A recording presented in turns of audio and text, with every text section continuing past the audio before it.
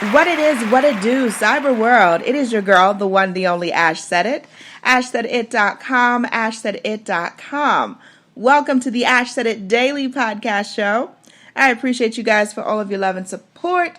Over 1,400 episodes and 500,000 streams worldwide. None of this is possible without you guys, so I thank you so very much. The shares, the cares, they all make a huge difference. And yes, we are still battling with this COVID-19 stuff and this quarantining of life, but that doesn't mean you still can't have some fun, all right? And you still can't discover some amazing brands such as Demeter, all right? So today we are chatting with we're talking with somebody really big and really huge from Demeter. Mark, what's going on? It's good to be here today. I don't get to go anywhere now, so it's hard. It's nice to at least talk to people. I know. We can keep the connections going. I love it. So, Mark, what part of the country are you holding down right now? We're just outside of New York City, really the first eastern suburb of Long Island. Gotcha. All right, Mark, so where does the story begin with you and Demeter? I had been in the distribution business for a long time, handling different prestige brands in different parts of the world. Mm-hmm. And around 2000, I had been doing that about 15 years, and I was looking to just take the next logical step and go from being a distributor to creating or managing my own brand. Mm-hmm. I've been doing it for a long time for other people. Now I wanted to do it for myself. Right.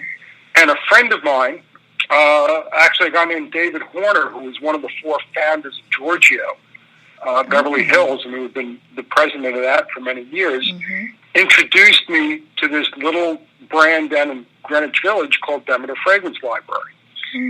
And Demeter was absolutely the most unique thing I had ever seen coming out of the prestige and designer fragrance industry. It was completely underpackaged.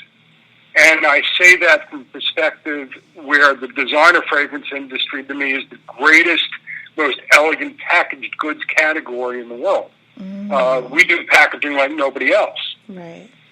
And this was a little square bottle without a carton sitting on the shelf. I didn't understand it at all. Yeah. And all the fragrances were based on real things. Gin and tonic smelled like gin and tonic.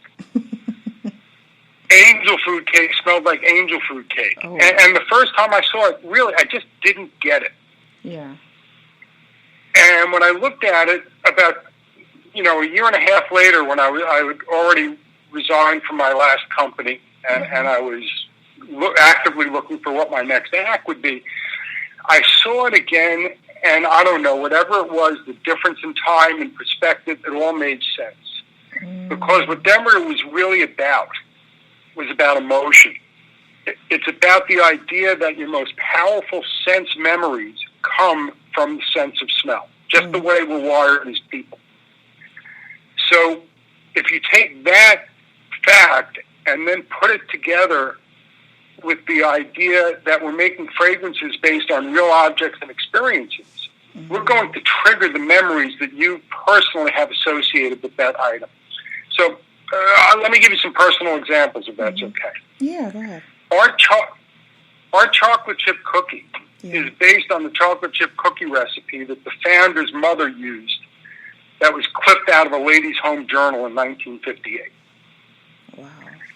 Our vanilla cake batter is based on my grandmother's baking, who lived with us when I was young and in school. And I could smell that from halfway down the block.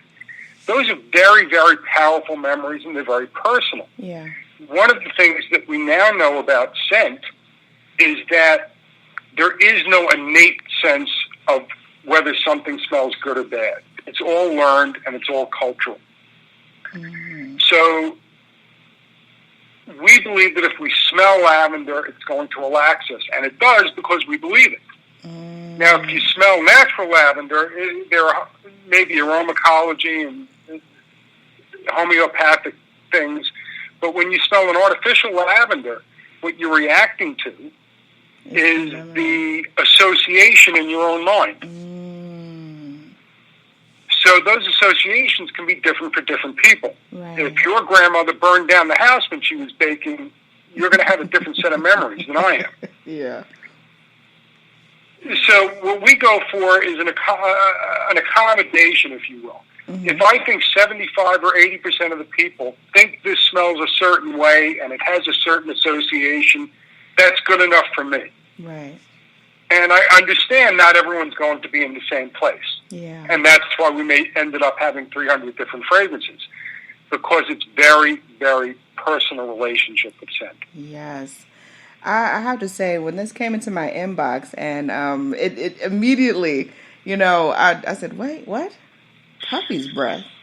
Puppy's breath. Wait a minute. Hold on. I gotta talk to them, because this already has pulled me in, because I've worked at animal shelters previously. I've had friends that have had puppies and kittens and everything like that. So I know like that set. I'm like, how do you bottle that?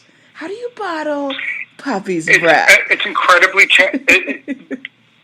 it's incredibly challenging. Puppy's breath was being worked on when I bought the company in 2002. Wow. And here we are, midway through 2020, first making it available. That's how difficult it was. Anytime that you try and imitate a complex organic molecule, a series of complex organic molecules, with simpler molecules that have been tested for use on the skin, that's a much more limited palette, and that is going to be a challenge. Yeah. So the two hardest fragrances we ever had to do were kitten fur and puppy's breath. And kitten fur took over 15 years, and puppy's breath almost 20. 20 years. Wow. Amazing. Like I said, that immediately, I'll get inboxes. I get inboxes on a regular basis. Every day I'm going through and looking to see who's sending me stuff, who's pitching what.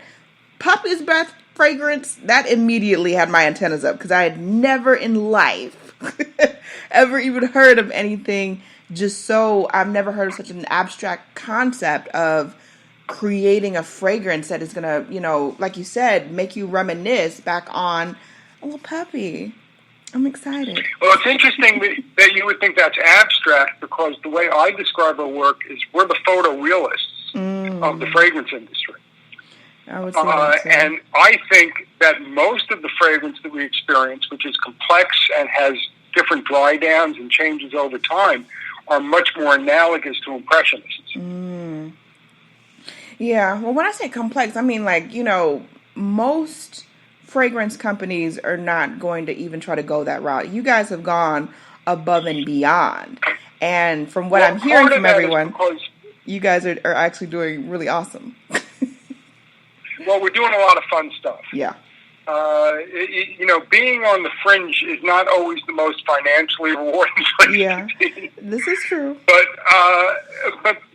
look, we're standing here right now. I'm talking to you. We're in business. Things are good. That's a pretty good life right now. Yeah, that's a pretty awesome, an awesome existence. Wow. So this is not a great time generally for small businesses. So I'm very thankful. Yes, amazingly, yes, very, very thankful for so much. And I mean, my last question for you would be, as far as the experience that you've gained through you acquiring Demeter and the different fragrances that you guys have created through the timeline of everything, and making sure that it's as close as to your original idea as possible. What advice would you have for any inventor out there that has a very different, non-traditional idea in creating something new? I think you have to follow your dream. That's what we did. And our dream, quite frankly, was to build a different kind of company. In 2002, I was not so young. I was 48 years old, and I had a second family. I had a 3-year-old and a 1-year-old. And we did this so we could have a different kind of lifestyle. I had built a very large international distributorship and I had missed my first family growing up, or at least it felt that way to me. I was traveling all over the world all the time. And when we started Demeter, I took a few people that I had had at my old company who shared a common goal. And that goal wasn't to make the most money we could. It wasn't to build the biggest brand that we could. It was to wrap our work around our lives and stop wrapping our lives around our work. So in 2002, we were a bleeding edge company without an office. We were virtual, except for the factory, which has to run like a factory. But the rest of us are a conglomeration of people who want to stay home and raise their children in a different way. And that was what was our big idea. And that's what bound us together. And actually, the fragrance is all secondary to that. As important as it is, it was secondary to how we wanted to live our lives. That's my big message. That matters more. Do what you love, and the rest of it falls into place. But the hard part's figuring out what you really love. Certainly. Mark, thank you so much for joining us today. We appreciate you beyond words. Much more success to you and your team and everything that you guys are doing. You definitely have my backing. Whenever there's a new announcement, Mark, I want you back. All right, you gotta come back now. So that was always my pleasure. Let everyone know how they can get in contact with Demeter to get some of those fragrances too. Well, we do live online, so it's DemeterFragrance.com. And you can get most of what we make on Amazon, but not puppy's breath. That's just not going to be there for another month. Sounds like a plan. Appreciate that. And I appreciate each and every one of you guys. Thank you so much for your love and support. Keeping in mind, anyone to tell you that you can't do what you want to do, you look them square in the face, you tell them, don't believe me. Just watch. Watch what I do. Watch me make it happen. Watch me make history. That's what we're doing this for, the history books. Social media is nice, but real life is so much better. Until next time, you guys.